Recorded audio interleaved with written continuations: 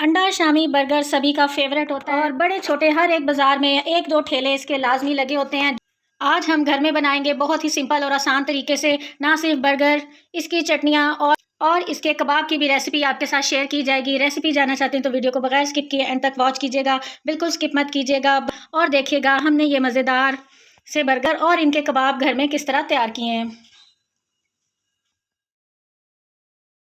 बिस्मिल्लाहिर्रहमानिर्रहीम। अस्सलाम वालेकुम व्यूअर्स, आज सनाज़ मेन्यू में हम बनाने जा रहे हैं आपके फेवरेट अंडा शामी बर्गर, जिसकी के हर बाज़ार में एक दो दुकानें लाजमी नज़र आती हैं और सभी दुकानों पे बेपनाह रश होता है क्योंकि सभी का फेवरेट होता है। तो आज हम बनाएंगे घर में अंडा शामी बर्गर, जो कि बाज़ार से कई गुना ज़्यादा मज़ेदार तैयार होगा। तो इसके लिए मैंने आधा किलो चने की दाल ले ली है। इसको मैंने 1.5 से 2 घंटे तक के लिए भिगो दिया और आप देख सकते हैं अच्छी तरह से इसका दाना सॉफ्ट हो चुका है। बाजार के बर्गर में चिकन का बिल्कुल इस्तेमाल नहीं होता, दाल और आलू के कबाब इस्तेमाल किए जाते हैं क्योंकि और फ्लेवर इतने ऐड होते हैं कि हमें फील ही नहीं होता कि कभी चिकन ऐड भी किया गया है कि नहीं। हम लेकिन घर में बना रहे हैं तो हम थोड़ा सा इसमें चिकन ऐड करेंगे। 300-350 ग्राम के करीब बोनलेस चिकन का पीस है मेरे पास। चेस्ट पीस हम यूज़ करेंगे, साथ ही हम कुछ मसाले ऐड करेंगे जो कि रेसिपी में साथ साथ आपके साथ मैं शेयर करती जाऊँगी। सबसे पहले तो दाल को हम कुकर में शिफ्ट कर देते हैं। जिस पानी में दाल को भिगोया था वो पानी इस्तेमाल नहीं करेंगे, उसको हम गिरा देंगे और इसमें हम साफ़ पानी ऐड करेंगे। साथ ही ये जो तकरीबन 350 ग्राम के करीब चिकन है, इसके चिकन चेस्ट के बड़े बड़े पीसीज हम इसमें ऐड करेंगे। ज़्यादा छोटे पीसीज नहीं आपने करने। 2 दरमियाने साइज़ के आलू ले लेंगे, ये भी हम इसमें ऐड करेंगे। दाल क्योंकि ड्राई होती है तो आलू जो है इसकी ड्राइनेस को कवर करेगा और हमारे कबाब बिल्कुल भी ड्राई तैयार नहीं होंगे। एक पूरा लहसुन था वो मैंने छील के वो ऐड कर दिया है। आपके पास लहसुन का पेस्ट है तो वो भी ऐड कर सकते हैं। एक छोटे साइज़ का प्याज है, इसको रफली चॉप करके ये भी ऐड कर देंगे। मसालों में 1.5 टीस्पून नमक ऐड करेंगे। साबुत गोल वाली लाल मिर्च ऐड करेंगे, अगर नहीं है तो आप इसमें कुटी हुई लाल मिर्च भी ऐड कर सकते हैं। 1.5 टीस्पून मैंने कुटी लाल मिर्च ऐड की है। 1 टीस्पून सुर्ख मिर्च का पाउडर डालेंगे। 1/4 टीस्पून हल्दी डालेंगे। 1/4 टीस्पून ही अजवाइन का शामिल करेंगे। 2 टीस्पून धनिया पाउडर ऐड कर देंगे। 1 टीस्पून गरम मसाला इस स्टेज पे ऐड करेंगे और 1 टीस्पून हम बाद में जब कबाब तैयार हो जाएंगे बाद में ऐड करेंगे। 2 टीस्पून चिकन पाउडर ऐड कर रही हूँ और अब हम इसमें इतना पानी ऐड करेंगे कि हमारी सारी दाल अच्छी तरह से डूब जाए। 3 गिलास मैंने पानी के ऐड कर दिए हैं। आप देख सकते हैं अच्छी तरह से दाल हमारी डिप हो गई और ऊपर तक मैंने पानी नहीं रखा, बस बराबर पानी ही इसमें डाला है क्योंकि हमें इस पानी में दाल को गलाना है और इस पानी को इसी में ड्राई करना है, इसलिए हमें ज़्यादा पानी नहीं डालना।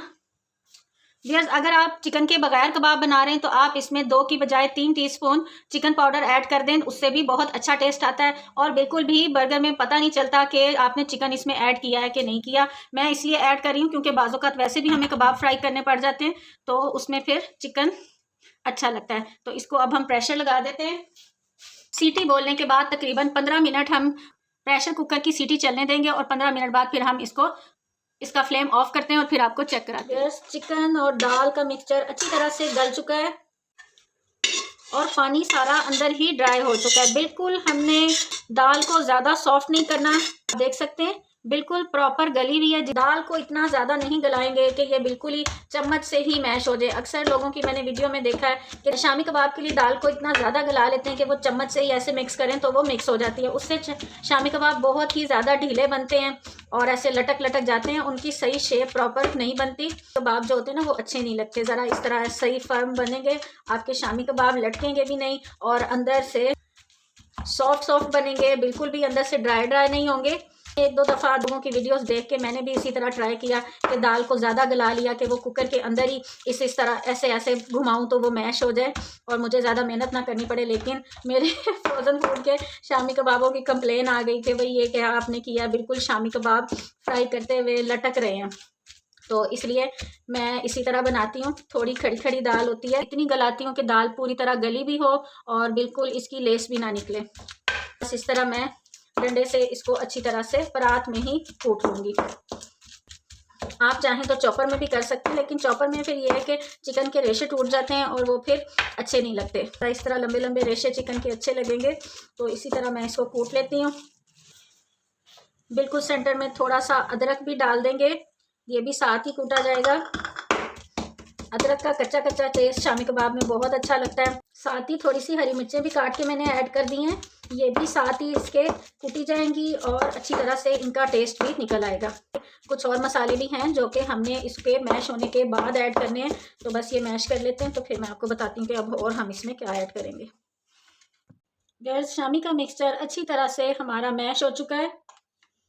اس میں 1 ٹی اسپون پہلے ہم نے گرم مسالہ ڈالا تھا، ایک ہم اس طرح اینڈ پہ 1 ٹی اسپون گرم مسالہ اور ڈالیں گے. 1 ٹی اسپون کالی مرچ کا پاؤڈر ڈالیں گے.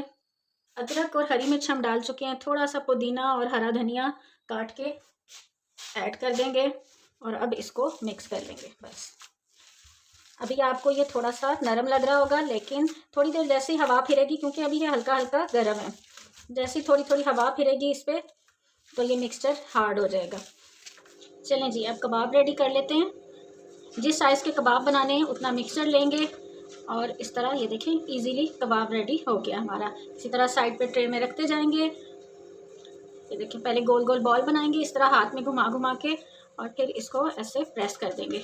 یہ دیکھیں یہ ہمارا کباب ریڈی ہو گیا. اسی طرح میں سارے کباب ریڈی کر لیتی ہوں تو پھر میں آپ کو دکھاتی ہوں. کیونکہ ہم نے یہ برگر میں لگانے ہیں نا، تو ان کو تھوڑا سا ہم بڑے سائز کا بنائیں گے. عام ہم نارملی ذرا میڈیم سائز کے بناتے ہیں، یہ ذرا ہم بڑے سائز کے بنا رہے ہیں کیونکہ ہمیں یہ برگر میں ہی لگانے ہیں. اسی طرح سارے ریڈی کر لیتے ہیں تو پھر آپ کو دکھاتے ہیں کہ ہم اس کے برگر کس طرح تیار کریں گے. ویئرز آپ دیکھ سکتے ہیں کباب بنا لیے تھے، میں نے بنا کے ان کو فریز کر لیا ہے. اور یہ دیکھ سکتے ہیں میں نے بڑے بڑے سائز کے کچھ کباب بنائے ہیں. بعض اوقات ہوتا ہے لمبے برگر نہیں ملتے، گول ہوتے ہیں، تو اس میں پھر کباب پورا لگانا ہوتا ہے.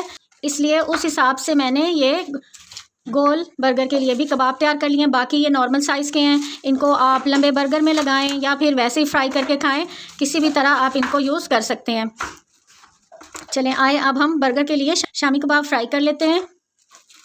برگر کے لیے ہم نے سیلڈ تیار کر لیا ہے. بند گوبھی اور پیاز کو اس طرح باریک باریک لچھوں کی صورت میں کاٹا ہے. کھیرا کاٹ لیا ہے. ٹماٹر، چقندر، گاجر جو آپ کو سیلڈ میں پسند ہے آپ وہ یوز کر سکتے ہیں. ایک خالی باؤل لیا ہے، اس میں ہم کچھ انڈے ڈالیں گے. آپ نے جتنے بھی برگر تیار کرنے ہیں اس حساب سے اس میں انڈے ایڈ کر دیں. انڈے کو فلیور دینے کے لیے تھوڑا سا نمک ایڈ کریں گے. تھوڑی سی سرخ مرچ، کالی مرچ یا چاٹ مسالہ جو بھی آپ ایڈ کرنا چاہتے ہیں وہ ایڈ کر سکتے ہیں. انڈے کو جتنا زیادہ آپ پھینٹیں گے اتنا ہی فلفی اور پھولا پھولا انڈا تیار ہوگا اور وہ برگر میں بہت ہی زیادہ ٹیسٹی لگتا ہے. تو اس طرح ہم انڈے کو پھینٹ لیں گے. چلیں آئیے اب ہم توے کے نیچے فلیم آن کرتے ہیں اور برگر تیار کرنے سٹارٹ کرتے ہیں. توے پہ ہم نے آئل ڈال لیا ہے.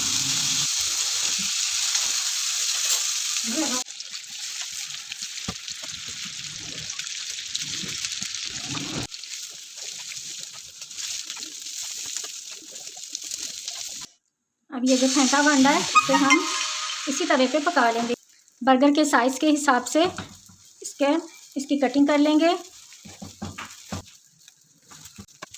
انڈے بن چکے ہیں. اب ہم برگر کو صرف اندر والی سائڈ سے فرائی کریں گے، باہر والی سائڈ نہیں فرائی کرنی، صرف اندر والی سائڈ سے ہلکا ہلکا آئل لگا کے فرائی کر لیں گے. اس طرح ابھی ہم ان کو نکال لیں گے. سارے برگر ہمارے اندر سے سیکے گئے ہیں. اب ٹائم ہے ان کو تیار کرنے کا. برگر اس طرح اب ہم کھول کے رکھ لیں گے کسی بھی ٹرے میں یا پھر کاؤنٹر پہ رکھ لیں. پہلے کیچپ لگائیں گے.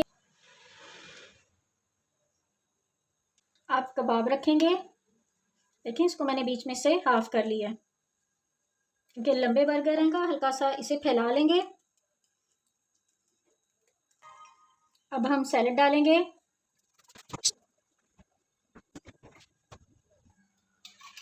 اس کے اوپر میں تھوڑی سی گرین چٹنی ڈال رہی ہوں. دھنیا، پودینہ، ہری مرچ اور لیمن جوس ڈال کے میں نے یہ چٹنی تیار کر لی ہے. تھوڑا سا نمک بھی ایڈ کیا ہے، یہ آپشنل ہے. آپ اگر اسپائسی برگر پسند کرتے ہیں تو آپ یہ ڈال سکتے ہیں.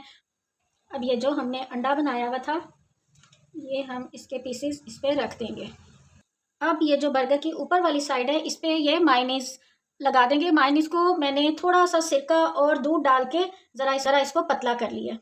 جو برگر ہے نا وہ جوسی جوسی سے تیار ہوں. یہ دیکھیں گے اچھی طرح سے زیادہ ساری ہم مائونیز لگائیں گے تاکہ بہت ہی مزیدار ہمارے برگر تیار ہوں. چلیں جی اب ہم ان کو فولڈ کر لیں گے.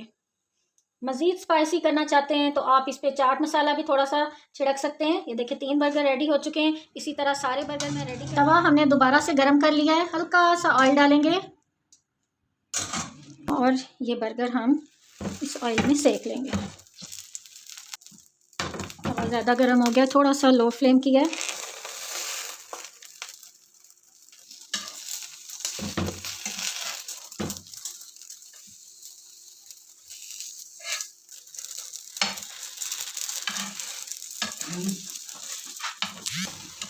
برگر سیک چکے ہیں, ان کو اب ہم نکال لیتے ہیں. اسی طرح سارے برگر ہم سیکتے جائیں گے. بالکل ہلکا ہلکا سیکنا ہے. یہ دیکھیں جی ویئرز ہمارے مزیدار سے انڈا شامی برگر ریڈی ہیں. بہت ہی زبردست اور لاجواب یہ تیار ہوئے ہیں. سب سے مزے کی بات یہ کہ ہم نے ان کو صاف ستھرے طریقے سے ہر ایک چیز اپنے ہاتھوں سے گھر میں تیار کی ہے. بچوں بڑوں سب کی فیوریٹ ریسیپی ہے. ضرور ٹرائی کیجیے گا. اگر آپ کو میری یہ ویڈیو پسند آئے تو میرے چینل کو سبسکرائب کریں, میری ویڈیو کو لائک کریں اور ایک اچھا سا پیارا سا کمنٹ کرنا ہرگز مت بھولیے گا. دعاؤں میں یاد رکھیے گا کہ اللہ تعالیٰ اپنی رحمت اور اپنا کرم ہم پہ ایسی بنائے رکھے اور ہم مزے مزے کی ریسیپیز لے کے آپ کی خدمت میں ایسی حاضر ہوتے رہے. اللہ حافظ.